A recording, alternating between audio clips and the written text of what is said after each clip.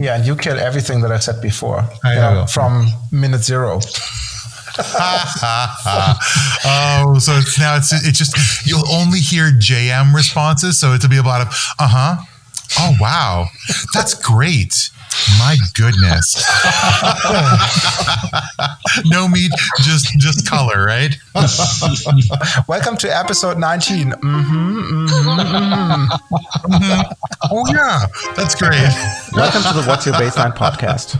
In this show, we talk about our experiences and lessons learned in enterprise architecture and business process management. What's Your Baseline is designed to be for everyone. Newbies who are just getting started with these topics, organizations who want to improve their EA and BPM groups and the value they get from it, as well as practitioners who want to get a different perspective and care about the discipline. Each episode will tackle different key topics, providing context, background, best practices, and stories from the road, inviting you to learn from our challenges and successes, and demonstrating key tools to help you set up your practice and get the most out of it. I'm your host, Roland Wolt, and I'm joined today by my co-host, JM Erlinson. Hey, JM. How are you doing today?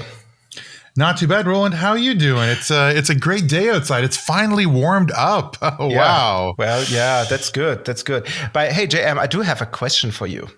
Sure. Hit me with the question. Have you ever used an analyst report in your professional life? I got to say, as I would love to say that I use the analyst reports to make decisions, but the truth is I'm mostly consulting all the analyst reports to see how the companies that I work for are doing. So I'm using them as, when you were in high school, those sheets that said, oh, who got into the school play? And everyone, goes around and says, oh my goodness, X person is the lead and X person is, in the background chorus. I'm going up there and making sure my name's near the top of that list. I mean, I'm also giving away a little bit about myself. I suppose people also do that with sports. Oh my goodness. I was definitely one of the theater kids checking on who got the lead in the play. Well, then JM, since I'm in the control group and I've never been on a theater group, I have something for you to learn, because today's guest is actually an analyst. So we have Amardeep Modi from the Everest Group as a guest on our show, and I'd like to welcome you, Amar, to our little shenanigans here. Hooray! Welcome. Absolutely.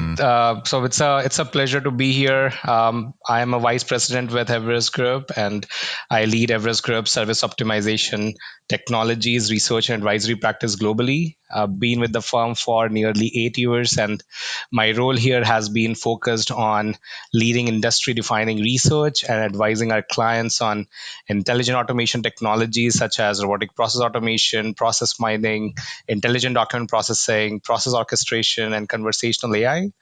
My role also involves continuous interactions and engagements with senior executives and automation leaders at enterprises, technology providers, and service providers to really get a 360-degree view into the enterprise adoption of intelligent automation technologies, impact achieved, and the future of work. Before joining Everest Group, I was with Deloitte Strategy and Operations Practice, advising clients on various strategic initiatives. I'm an engineer by education from the University of Technology, Bombay. Wow. What kind of engineering did you study? So I studied metallurgical engineering and material science. Oh, wow. Material science. And that's a beloved discipline. I'm a mechanical engineer originally, or manufacturing. I suppose we had a little bit of an easier go. I know material science folks had a lot of chemistry involved or at least materials production stuff going on. We had a little bit of everything, actually. Yeah. We had a little bit of computer science, a little bit of mechanical engineering, a little bit of electronics engineering and whatnot. Wow, that sounds fun. And tell me, how did Deloitte prepare you for your role here at Everest? I mean, it seems like going from consulting, which is something that you'd be doing a lot of these evaluations, to going to an evaluations company makes good sense. Is that how you did your transition? Absolutely. So at Deloitte, I was part of the strategy and operations practice, and my work primarily involved consulting our clients on various strategic initiatives that relates to go-to-market strategy, market assessment, and things like that.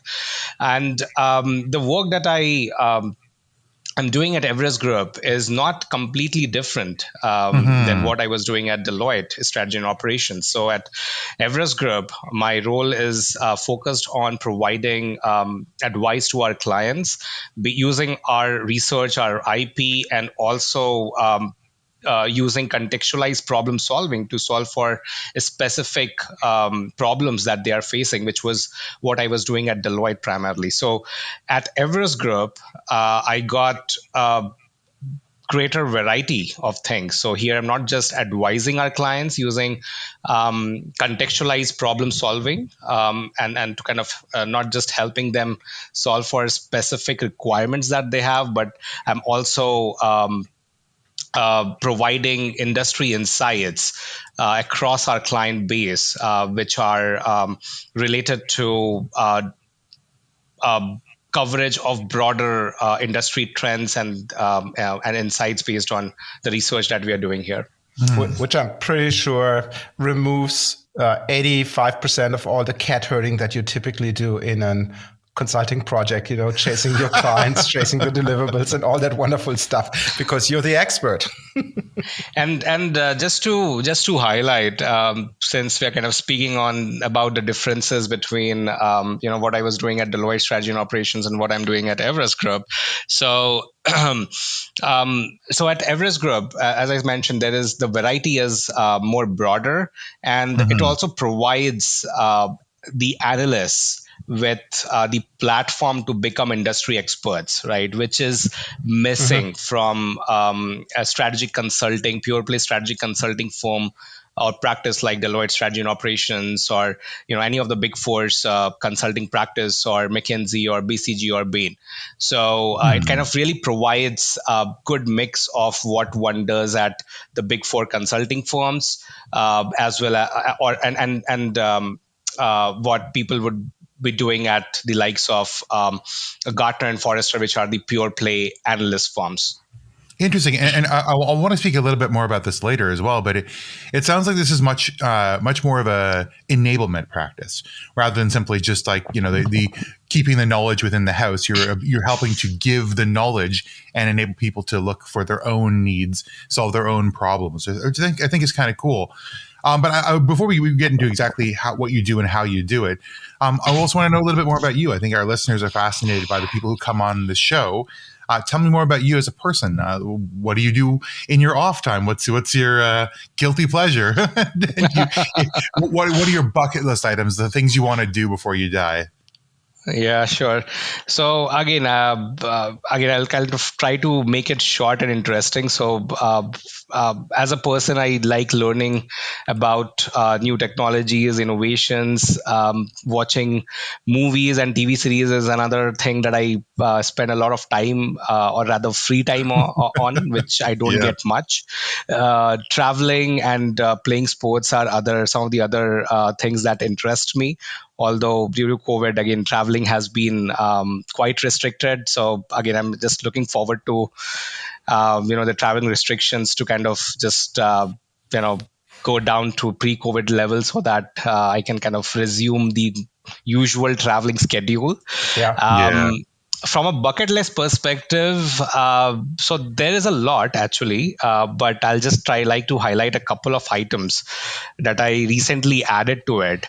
And those are staying in an underwater hotel and fly dining with my wife. So those are also things that evil geniuses do. I feel like we're on the level of evil genius now. That I have an underwater bunker and I am eating in the air.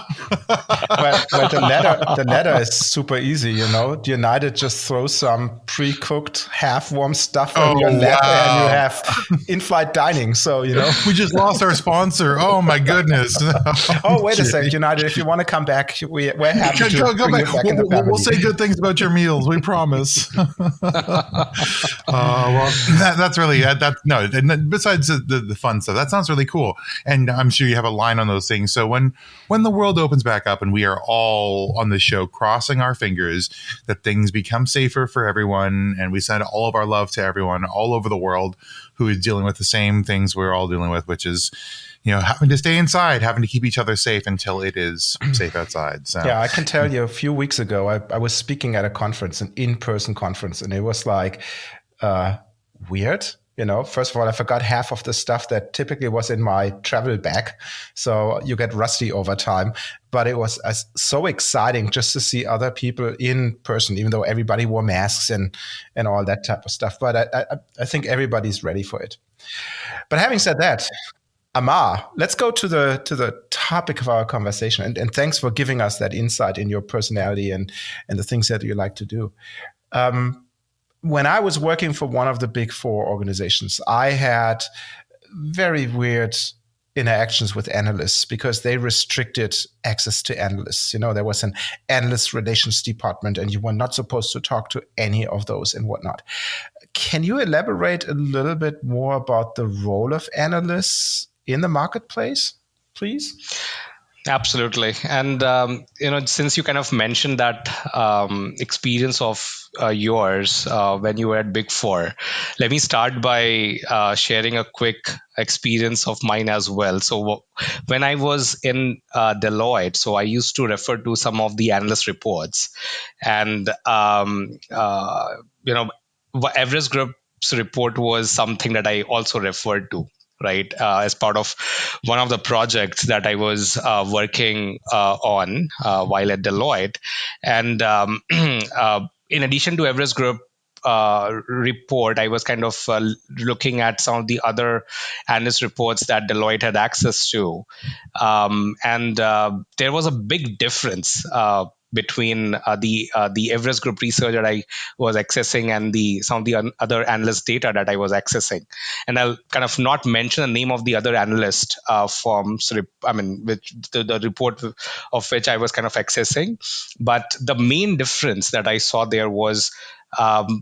On one hand, the Everest Group report was kind of very nicely presented with interesting graphics and very actionable insights. The other data sets from the other analyst firm that I had access to was just a bunch of data in an Excel. Right. Oh. And this could be because, Deloitte didn't have access to the other analyst reports in the same way as they had to Everest Groups. But this was a big difference that I witnessed when I was at Deloitte, and then that is when I kind of got to know about Everest Group, and when I kind of got the opportunity to get a role here, it made a lot of sense to me, and when I got to know about the kind of work that Everest Group does, which is a really good mix of the consulting, what the consulting firms do, and what the pure play analyst firms do. It just kind of also resonated well with what I was doing and what I had learned at Deloitte. At the same time, it also was kind of something that I saw as an enabler for me to really become an industry expert, right? Versus kind of just doing a lot of different things, but not being able to kind of emerge as an expert on a particular area. Right. And then besides yourself, what do you see as the role of Everest Group, or just in general of analyst firms in the marketplace? Like, you've got consulting firms who you talked about what you do, you sort of touch upon that. But when you look at analysts themselves, where do you see them playing a role in the market? What do you think they offer as in general, as a service to their clients and to the industry in general? And what do you think they should be doing? Like, what's the best version of that? Analysts work towards creating and publishing research and advising organizations on the why, the how, and the where of enterprise technologies and global services in terms of their procurement, the deployment, and the usage. they are really the experts in doing an in-depth assessment of demand and supply side trends to help enterprises, technology providers, and service providers make strategic business decisions. Analysts also play a key role in creating market awareness and thought leadership, especially about new technologies, services, solutions, or use cases. Creating awareness about the various new technologies, services, enabling the enterprises to form a future looking view into how things are going to happen or likely to happen, and kind of provide that kind of thought leadership is, again, one of the key things or the key value that analysts also bring to the table. So, Mark, that sounds to me like that you're playing the role of kingmaker in many, many organizations, by telling them after looking into your crystal ball where the future will go. So tell me a little bit about the clients and the different types of companies that looking for analysts help, please. Of course, there are enterprises or buyers of technologies and global business process and IT services across industries and geographies. There are shared services organizations. Then the providers of business process or IT services, such as Accenture, TCS, Cognizant, Wipro, IBM, so on and so forth. Then there are providers of technology products such as Microsoft, UiPath, Automation Anywhere, Software AG, Celonis, Salesforce, SAP, and the list goes on. And then there are private equity or venture capital firms, right? And not a lot of people know that analysts work a lot with, at least Everest Group works a lot with private equity or venture capital firms as well to kind of help them across various strategic initiatives. And there are also industry bodies such as NASSCOM that seek analysts' help. So I'm hearing three different groups that you're talking about, or I guess four. I heard five. Enterprises, yeah, enterprises and buyers, service and technology providers, and venture capitalist firms and standards bodies. Yeah. And I would assume that the same sort of the idea of cook once and serve many, the same kind of report would at a high level help influence all of these. But how do these different groups, stakeholder groups, differ in the kinds of detail they need? I think you mentioned in an earlier point something really interesting, which is that you don't necessarily always pick the thing at the top of the matrix, right? Because there are lots of details in this, the report that might influence in different ways than simply the position would. How do these different companies use those details differently, or what kind of products you serve up when you slice up the offerings you have at Everest to make their day, to make their decision-making process and review process a little easier? No, absolutely. So a lot of these reports, the way these are designed is to kind of serve for different and varying needs of all the different types of organizations that leverage and seek analysts' help, right? And I'm sure we'll kind of get to more details around what type of reports we generally see, but I can kind of talk about how do we see different organization groups leverage analysts for, right? So Sure. enterprises typically leverage analysts' help in developing, refining, or validating their digital transformation, automation, outsourcing, and offshoring strategies. This includes market trends and outlook, peer insights and comparison, adoption best practices and case studies, selecting the right providers and getting the best out of existing provider relationships, talent and location strategy, deal pricing insights, and so on and so forth. Service and technology providers leverage analysts to make vital decisions about services, technologies, pricing, and locations. Some of the key use cases include market assessments, global services and technology trends, competitive benchmarking, go to market strategy, price benchmarking, thought leadership, and marketing support. And regular access to analysts really become crucial to ensuring that the strategy is up to date, especially in a constantly changing environment.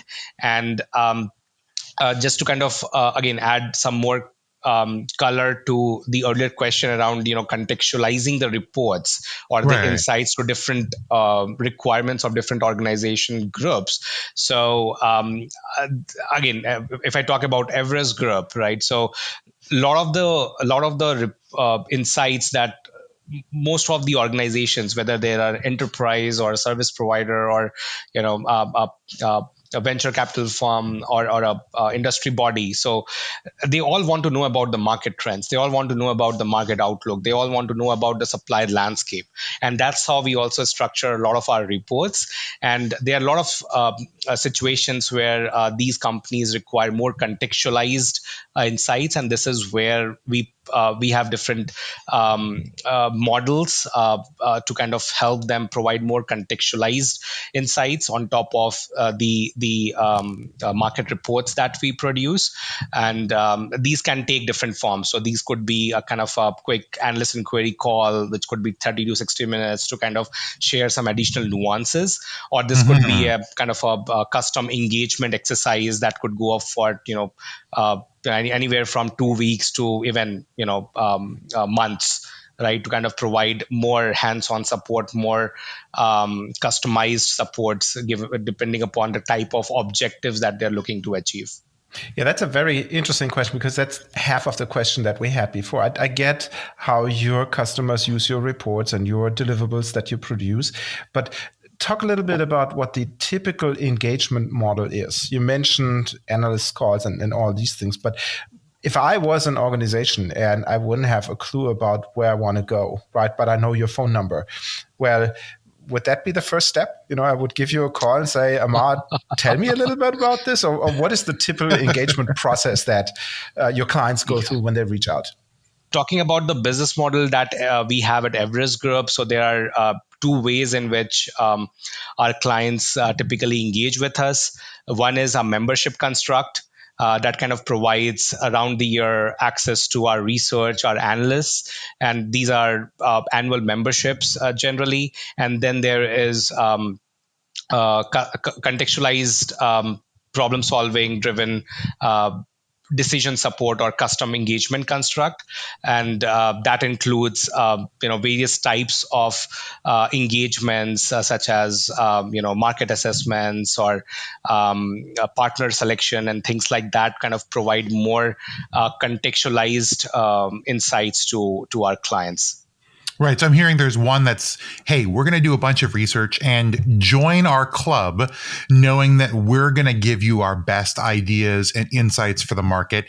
And number two is, well, you need the special lane, which is, you're going to come and have a one-on-one interaction with us and you're going to discuss your problems and we're going to act almost like a full-on pure play consultancy in that capacity. Those sort of two tracks make it interesting. And also you establish the fact that independence is important to you. And I suppose that's going to give you the authority and validity in both of those spaces. Number one, that for all of our club members, listen, we're not influenced by any given company. You're going to get our unbiased opinion of the market. And for number two is, hey, our unbiased opinion is going to inform our problem solving and solutioning for you, so that what you're getting is the best possible solution given all factors and with no bias, which I think seems like a really hard thing to do. That means you're going to have to bring in people like yourself who come from places like Deloitte, because that second tranche of work is very much thinking work. It's very much problem solving work. What kind of people do you have to make this whole business work? What are the core skills that you need? And where do you hire from? What's the pool you draw most deeply from? One of the key criteria for hiring talent is problem solving, right? So as part of the interview process, as part of the hiring process, problem solving is one of the key capabilities that we look for in the talent that we hire, right? And we also hire from organizations such as Big Four consulting divisions and people who have that kind of consulting background, because the kind of work that we do is kind of a combination of both industry analysis as well as contextualized problem solving, right? So absolutely, from a talent perspective, also this is a really important differentiator because a traditional analyst firm may not be focusing on contextualized problem solving capabilities of individuals as part of their hiring process, whereas at Everest Group, this is again probably the most important criteria. And I'm so glad that you said that you didn't hire from very successful podcasts, because otherwise I would have to do this by myself going on forward. Um, But maybe to bring this first part of our conversation to a closure, we typically do a little break between the different segments. And this is the time where I actually want to reach out to the listeners of this episode and give them a moment to think while we're playing some music. Ooh. How have you and your organization conducted market analysis, technology assessment, and large-scale problem solving in the past? What kind of information did you receive? And where would it be helpful for you to have engaged with an analyst to solve those problems? We leave you a couple of seconds for yourself. Again, please don't take notes while you're driving. And we come back in a moment.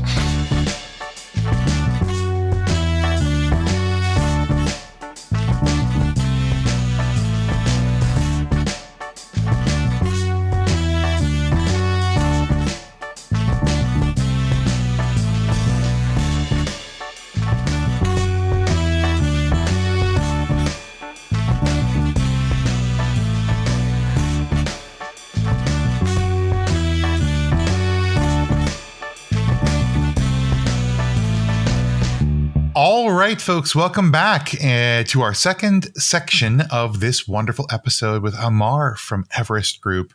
And Amar, this has been a really interesting conversation so far about the role of analysts, what they do, how they work, what kinds of people who you bring together to generate the insights that organizations desperately need. But we have been kind of treading around the big topic. You work at the Everest Group, and that particular organization has a way of being that might be a little bit different. We've kind of alluded to this sort of two-stream approach, but tell me specifically about the Everest Group as an organization. Who are you? Tell me the background and history of the Everest Group. How did it come to be the way it is today?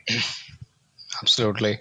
So Everest Group was actually established almost 30 years back in 1991, and has almost 30 years of experience advising global 1,000 companies with a distinctive combination of custom decision support and research capabilities.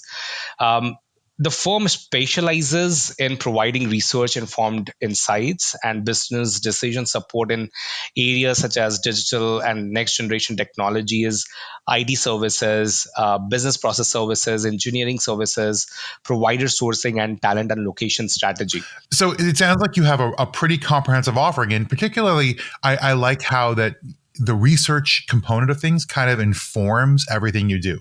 Like it's a research first. I feel like a lot of organizations, particularly when we think about organizations that are talking to customers every day, who are doing a lot of like hands-on consulting, they're kind of doing research after the fact, right? You get a problem and you go figure out how to solve it.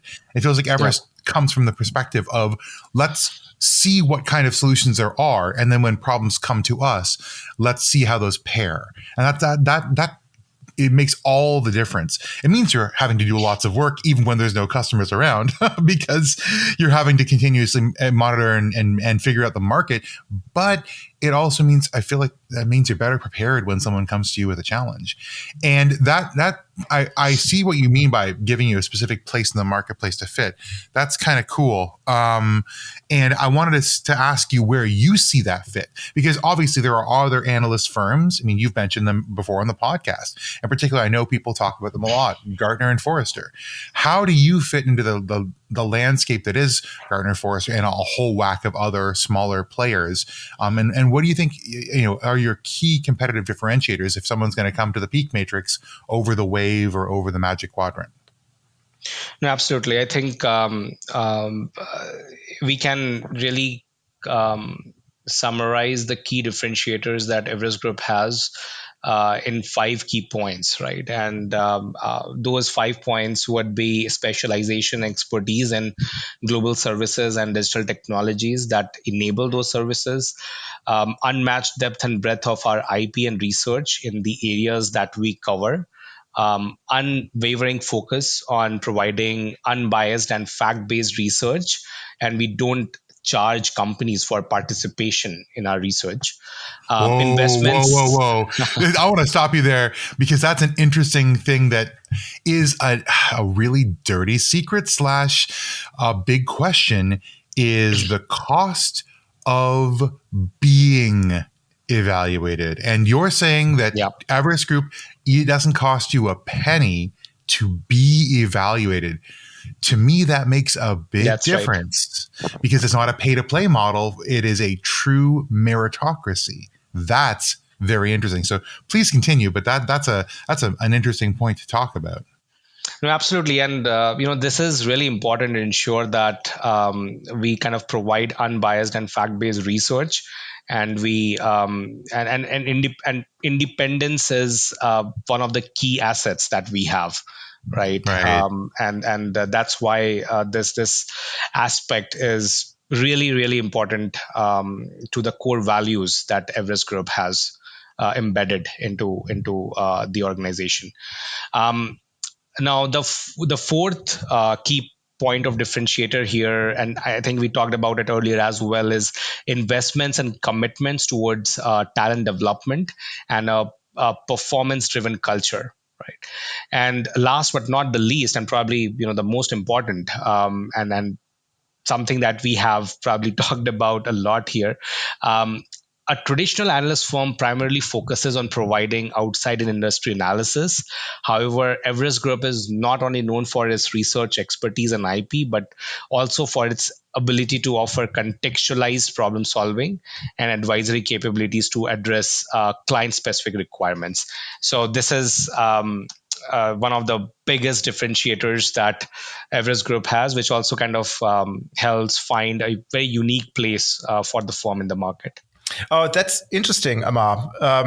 Can you give a little bit more color around this? What to expect, when to engage with an analyst firm? What are the type of things that you get back? Absolutely, and I'll probably just reiterate and provide some context into the key engagement models that Everest Group has.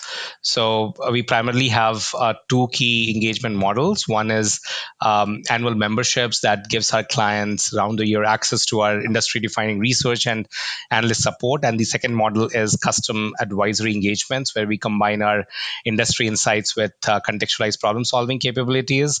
And just to kind of give more color to both of these in terms of examples of the work that we do, from a published research perspective or membership standpoint, we put out a variety of research reports throughout the year to provide our clients a 360-degree view of specific industries and markets.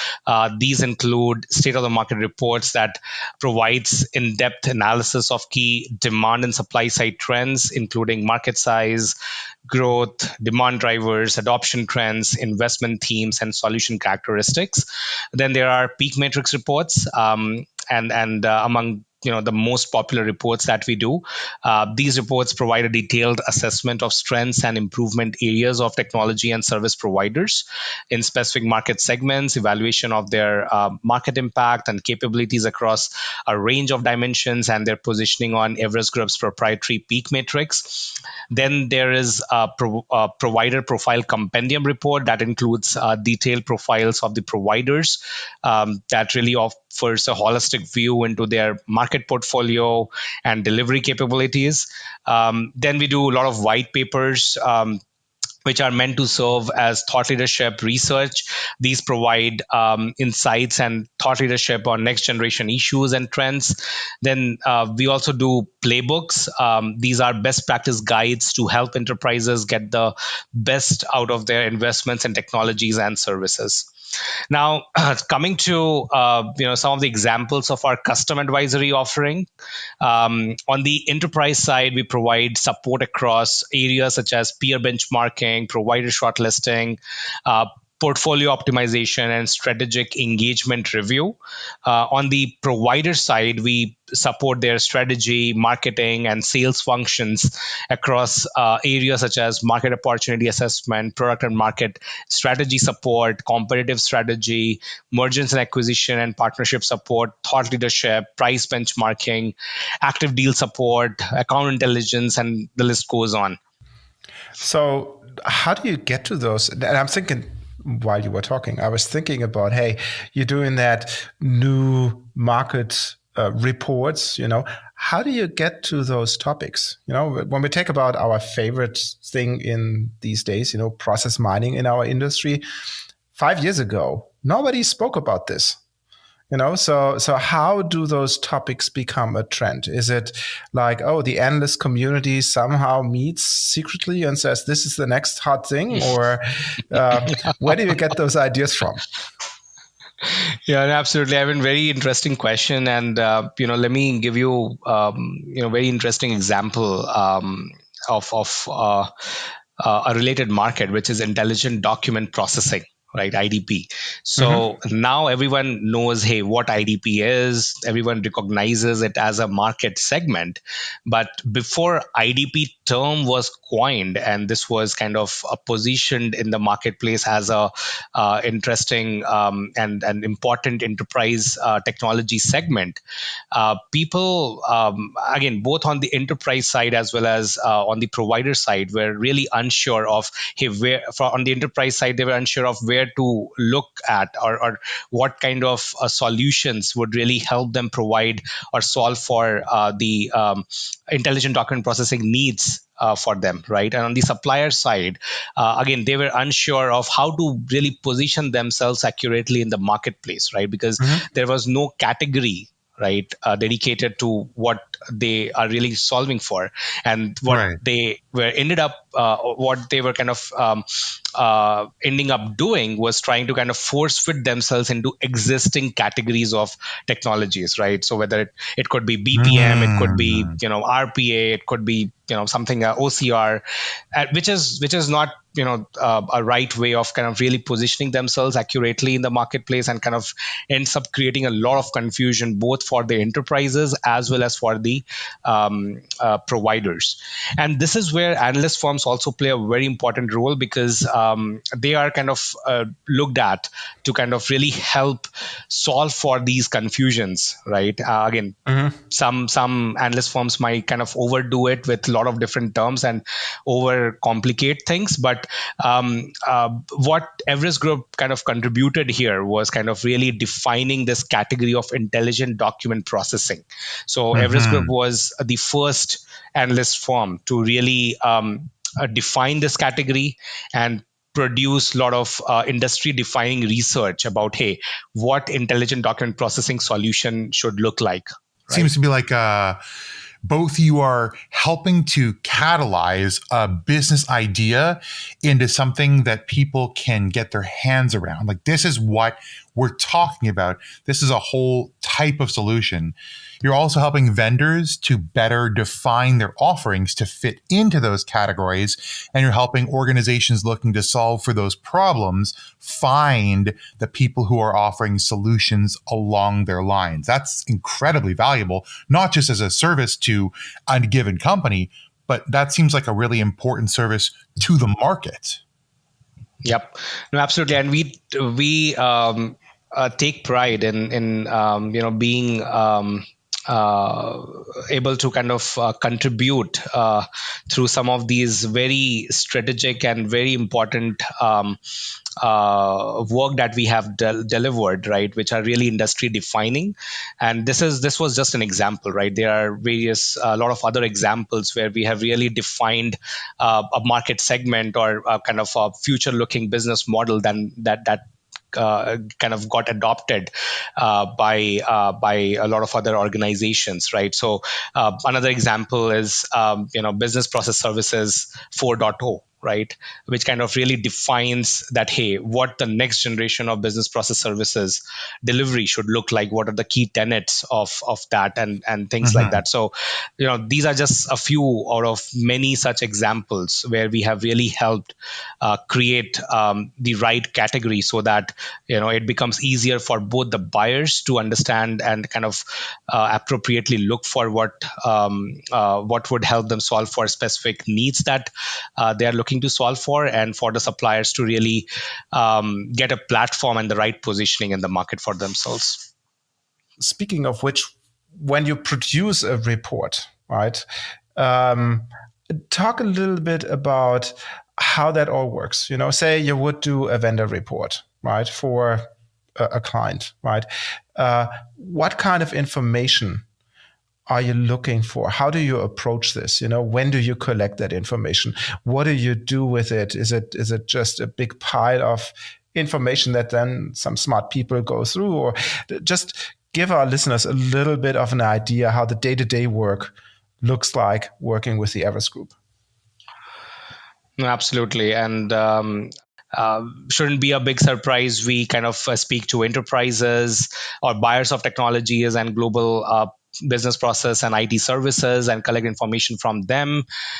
We kind of collect information from shared services organizations, providers of business process or IT services, providers of enterprise technologies that enable the delivery of global services. The thing I'm interested in, what information are you getting from them specifically? Like, it's not like you're saying, hey, tell me about your, the stuff you'd find in your annual report. You're asking them for very specific information. Like, and let's make the example of, I know one of your premier products, the Peak Matrix. What data do you gather from these specific companies that allows you to rank them in certain parts of that matrix? And when companies are providing that information to you, they know that is actually contributing to their overall score or placement or ranking, those sorts of things. Yeah, no, absolutely. I think you have taken a really good example of Peak Matrix research, because the Peak Matrix that we produce is the most popular research It's a big one in the market, right? And kind of gets a lot of traction, huge traction across different channels where we kind of share the Peak Matrix graphic. So let me try and explain the research cycle and answer some of the questions that you have through the life cycle of a Peak Matrix report, right?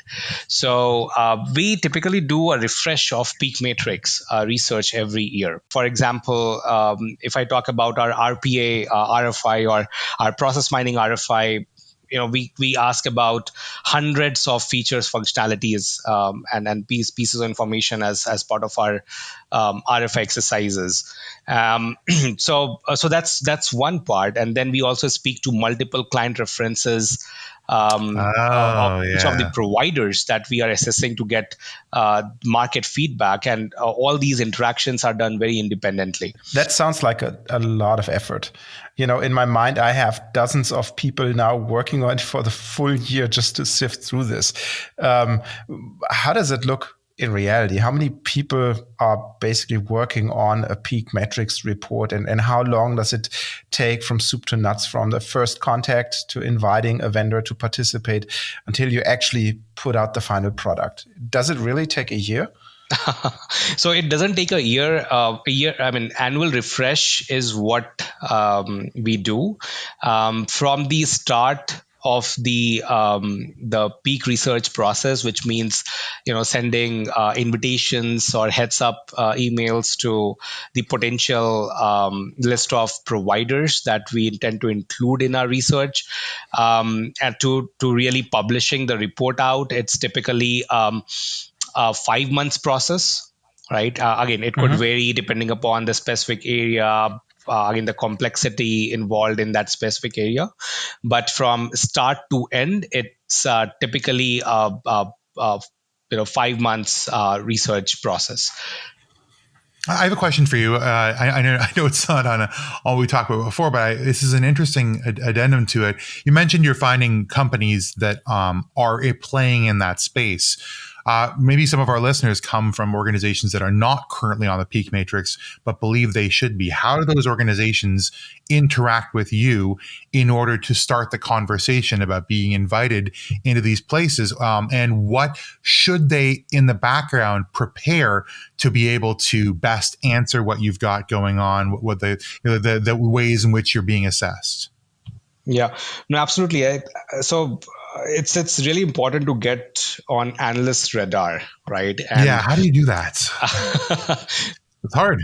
it's really important, right, for the providers to be proactive, irrespective of their size, right? Mm-hmm. Whether they are, just a 6 months old startup, or a 6 year old, or a 10 year old established provider in the market, right? So, and irrespective of their size, irrespective of the location, I think they should try to proactively reach out to the analysts if they're not already engaging with the right analysts, and if they're not only already on their radar. I think it's important for those providers to kind of reach out to the analysts, because that's what will kind of help ensure that they're at least on the analyst radar. And depending upon the different type of research that the analysts produce, maybe they are not eligible for certain research because of the cutoff criteria, right?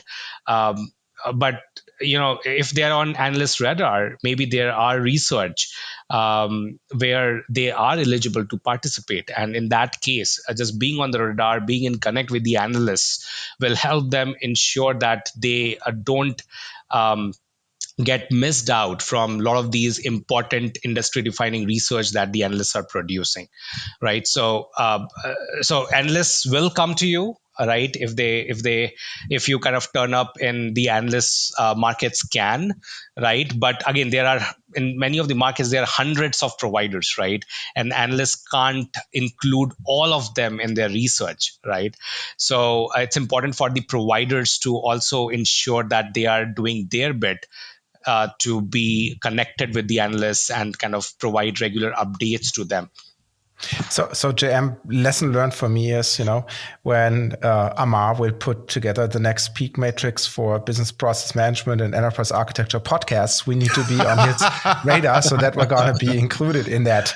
We need to be proactive about that. And I think that's a good lesson for folks to be proactive. That's also a good lesson in sort of reverse, to say, like, if a company doesn't show up on a peak matrix, it doesn't mean they don't exist or provide excellent services.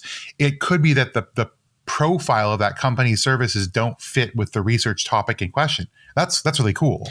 But I'd like to go back, because I think we didn't answer the full question before. So, Amar, I get it. You have 5 months for the report. You have obviously multiple people doing this, and there's quite an effort to be done to collect the information that you get from participants. But what do you do then? How does it go? What's the magic that you do to bring these things together into a deliverable? And once you have it, how do you release that information? So talk a little bit about your editing collection, editing process, and these type of things, because I can imagine you hear a lot of things, and when you do your fact checking, you're surprised that not everything is as rosy as you were told. Absolutely. And a lot of time of the analyst is kind of spent in ensuring that the data that has been provided kind of meets reality, right?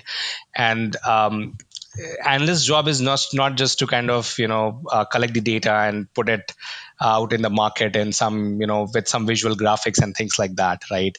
Analysts are expected to kind of provide their own point of view, their own perspective based on their view of the world, right? And that's one of the key aspects, which kind of goes beyond just just data dump, right? So yeah, I mean, if someone wants data, there is whole lot of data, a whole lot of data related IP that we have. But one of the key value that we bring to our clients is that analyst perspective and those analyst views and those qualitative insights that we provide. Because a lot of times when you kind of look at a high level, 3-4 providers may look very similar to each other, right? In terms of capabilities, in terms of everything else. But there are a lot of different types of nuances, right? When you kind of speak to the analysts who have really researched and put a lot of time in looking at these providers in a lot of detail, talking to their clients, talking to their key leaders, looking at the product demonstrations and things like that, they will be able to kind of provide you with those specific nuances. And we try to capture a lot of those nuances in the reports that we produce when we talk about the areas of improvement, when we talk about the strengths that we see about those capabilities and those products and those services. But at the same time, it's also important to kind of being able to kind of connect with the analyst to also get some additional nuances beyond what we are writing in our reports or what we are producing in our reports.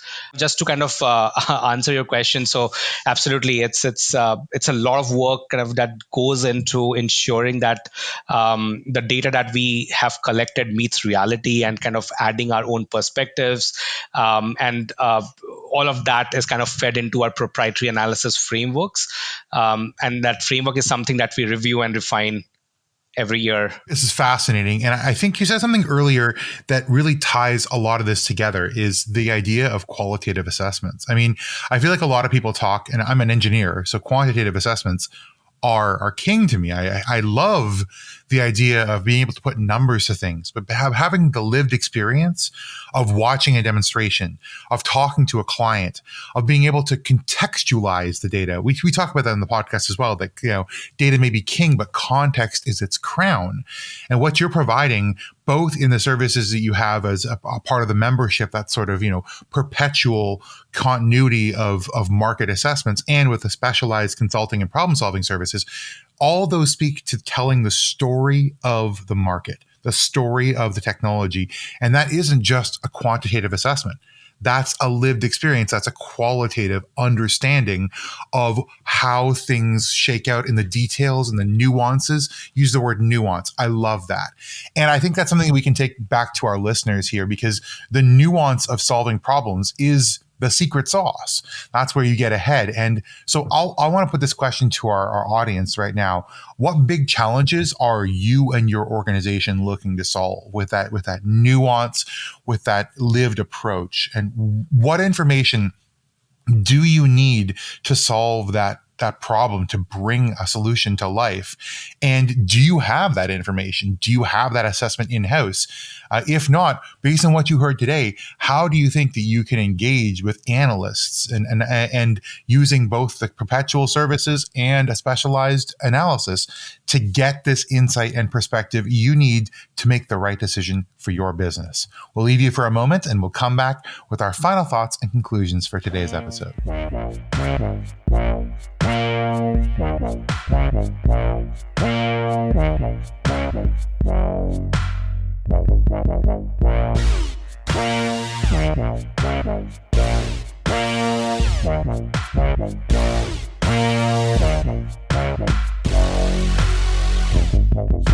Welcome back. And I think, Amar, we have one big question that we have to answer. You put all that effort into creating your research, into producing a deliverable, a report, that obviously will be seen by hopefully millions of people out there. But we haven't spoken about the publishing. So what do you actually do there so that people know that you just spent that effort and that time and that energy in creating that report? So can you shed some light into this very important topic of the process? No, absolutely, Roland. I think the publishing process is one of the key parts of the research process that we follow. And after all the hard work that we kind of put into our research, once the draft of the report is created, we set it into our publishing stream for formal editorial review, visual enhancements, and publication. About 3 to 4 days before publishing the peak matrix report, again, I'm talking about the peak matrix report, and this is something which is specific to this type of report that we do. So about 3 to 4 days before we publish our peak matrix reports, we do a pre-release with all the participating providers, where we share the final peak matrix positions with them, to give them a heads up for any press release or promotional activities that they would want to do once the report is out. Mm-hmm. So this is, again, just meant for meant to serve as a heads up for them to prepare for their promotional activities or press releases versus something where they are kind of seeking their inputs or validation before we kind of publish the peak metrics out. And the information is embargoed until we publish the peak matrix through our official channels. The report is then posted on our website and reports portal. The full report is put behind a paid firewall, and there are also complimentary abstracts and executive summary documents that are available for free consumption. Wow. So you're really giving it, at least the basics, you're giving a view of that to everybody, but the details, the nuance we've talked about, the stuff, the special sauce that makes it really valuable, that's when you got to pay for it, because there's a lot of people behind the scenes making this come to life.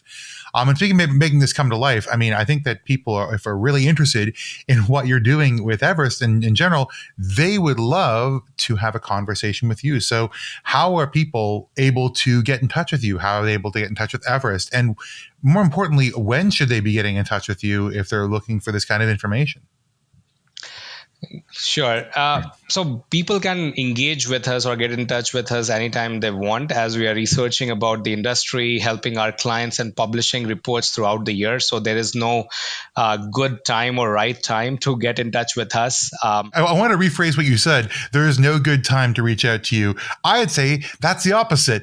Any time is a good time to reach out to you. Because if you're trying to solve problems, I mean, are problems going to wait? No, your problems are happening right now. And anytime you're having an issue that you need an expert assessment or an understanding of the market space, that's a great time to reach out to Amar and to Everest. And that leads us to our dear listeners, the end of today's episode. I know, first and foremost, a huge thank you to Amar. Give him a huge round of applause, folks, wherever you are. Unless you're driving, do not take your hands off those steering wheels. But most importantly, this gives us a bit of a pullback of the curtain as to how these things are created. I got to tell you, for me, this was all alchemy coming into it, because I read these analyst reports. I care about them, but how they're made and what goes into them, I mean, boy, that it seems like some dark science. But it sounds like there's both really good qualitative and really good quantitative work, and both those combined give you that assessment that makes so much of a difference. And our audience, I mean, thank you once again for listening into this episode. We've had a really good time, and you know that none of this would be possible without you, our dear listeners, paying so much attention, loving what we do, and giving us great feedback, which leads me to, of course, please leave us a rating and a review in your podcatcher of choice, or reach out to us via voice message on Anchor or email at hello@whatsyourbaseline.com. We love hearing from folks all across the industry who are loving what we're doing and want to know more. That's why we have folks like Amar on to answer some burning questions that come from our community. Now, please like and share this with all the folks who you have in your community to get them the message of the What's Your Baseline podcast and get them to come and listen to our back episodes, which are available on all your streaming platforms, or keep in touch with us as we do more and more with the What's Your Baseline show. Now, once again, all the things you've heard today are going to be available for the full transcript on whatsyourbaseline.com/episode 19. So you can go back and see exactly what we said. And you can, of course, get lots of great companion articles and even more different series like the What's Your Baseline shorts at whatsyourbaseline.com. Well, it's been a wonderful time so far, my friends. We'll see you in the next show. And until then, I'm J.M. Erlinson. I'm Amardeep Modi. I'm Roland Volt. And we will see you in the next one.